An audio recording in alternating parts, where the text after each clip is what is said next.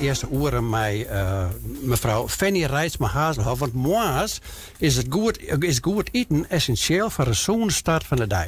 Met name voor bijen die het op het squal gaan. Maar voor een protte families is het net vanzelfsprekend. Daarom organiseert Albert Heijn in Dokkum in keerwerking met de voedselbank van Dokkum en Kolm. Met je lege magen kist net leren. En dus sluiten ze op bij de landelijke actie die deze week weer van 3 tot 8 mei.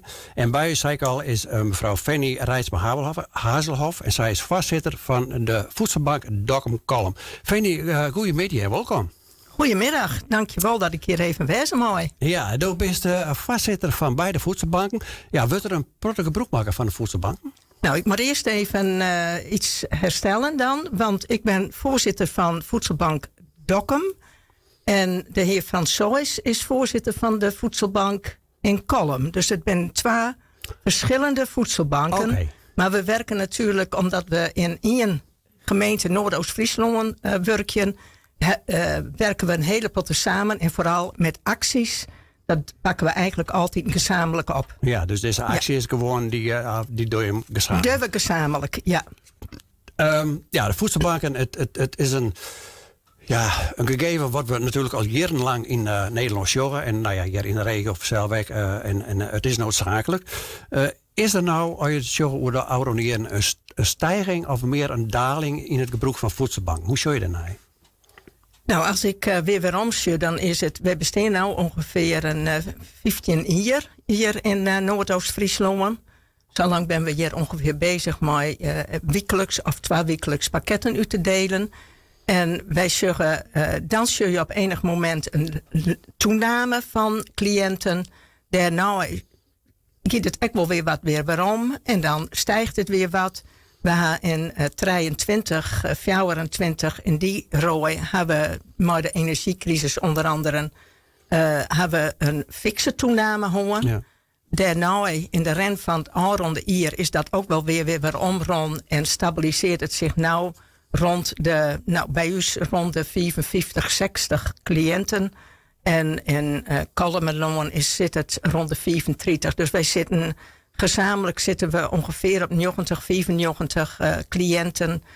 En wij delen in Dokkum dan 1 keer per week uit. Nou, de aanronde hier ben we daarmee begonnen. En dat gaat heel goed. Ja. En Kolm die doet het nog 1 keer in de 14 dagen, een uitdeling. Dan zei ik al 90 gezinnen, families van beide voedselbanken. Is er echt een bestanddeel wat... Nou ja, gewoon wat vast gebruik maken van die voedselbank. Is dat, of wisselt dat voortdurend in het team? Dat wisselt wel. We hebben wel een groepje die een aantal mensen die blowen minimaal 3 hier. Dat is eigenlijk een beetje de bedoeling dat er in die tijd dan iets zocht wordt van structurele hulp om problemen echt op te lossen. Nou, dat slag het net altijd. Dus wij hebben ook wel een paar klanten die gewoon langer dan die 3 hier cliënt blowen bij u. Maar over het algemeen wisselt het toch wel. Normaal komen de mensen die melden zich aan of komen via een hulpverleningstraject bij u te lonen. En dan is het zo dat er op enig moment... Men krijgt eerst altijd al voor een maand toegang tot de voedselbank. Dus om het zo laagdrempelig te maken. En daarna vindt er op enig moment door een screener een intakegesprek plak. Waarin ik besjongen wordt van, nou, ga je echt rucht op een pakket iedere week van de voedselbank. Ja. En zo'n screening vindt ook ieder jaar eigenlijk vinden die gesprekken weer plak. Van, hoe is de situatie? Ja. Maar we hebben mensen erbij die ben dan jaar, die ben uit de ergste nood weg. Want het gaat natuurlijk op een bepaald moment om een tijdelijke oplossing. Zij is de voedselbank ook eigenlijk opzet om een tijdelijk hulp te verlenen. Zodat je in ieder geval wekelijks dan bij u een voedselpakket krijgt. Waarin toch zo'n 25 tot 35 items zitten. Ja. En dat is voor de meeste gezinnen en ook voor alleenstaanden. Krijgt wel dat kantelpunt van, dan kan ik mij maar de rest ook redden. Ja, nou zei ik al van er is altijd best wel een vers percentage wat eigenlijk voortdurend gebruikt maakt voor de voedselbank. Hoe is het met het oorvoer van je goed, zeg maar zeggen, wat je in de pakketten door? Want die jaren natuurlijk de laatste die wel gauw is van dat voedselbanken toch wat een kwart had en dat benamelijk te krijgen had, maar een stringentere inkoop, denk ik, bij de supermarkten werd er minder artikelen overbleven die uiteindelijk dan weer beschikbaar steld worden aan de voedselbank. Ja. Nou, daar heb je helemaal gelijk in.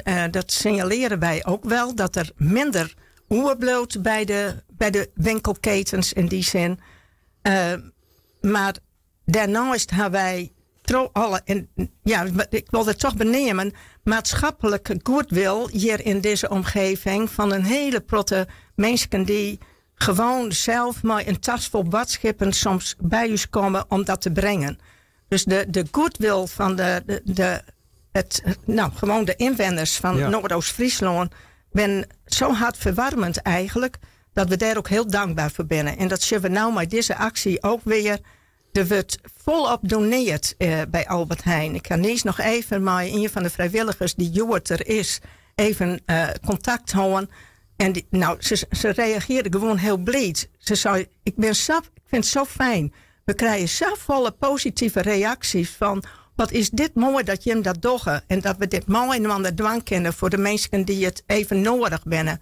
Ja. En dat is hartverwarmend. Dus wij krijgen door alle aandacht die we daarvoor besteden. En ook de positiviteit van de vrijwilligers. Want ook die ben enorm positief altijd ingesteld. Is het zo mooi om dit te doen, man. En krijgen wij dus ook nog op dit moment voldoende producten. Jo neemt het krijgt leven. Deze week is er een landelijke actie van op een lege maag kun je niet leren. Daar ben je bij aansluiten als voedselbank. En in geerwerking met Albert Heijn doe je dat dan. En de artikelen die eigenlijk mensen in die pakketten waar willen, de klaamleidt van deze week dan meer op eten van bijen. Want er zijn heel soort bijen die dus blijkt morgens geen ontbijt krijgen. Dat zijn we straks al bij de inleiding. Ja. En daar leidt de focus nou op om die pakketten te vullen. Ja. Slaagt het dat?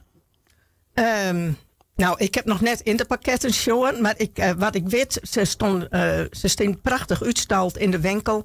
En dat gaat dan van Brinta en muesli en houdbare melk. Het gaat natuurlijk vooral om houdbare producten. Lang houdbaar ook. Daarnaast ontbijt, koek en crackers.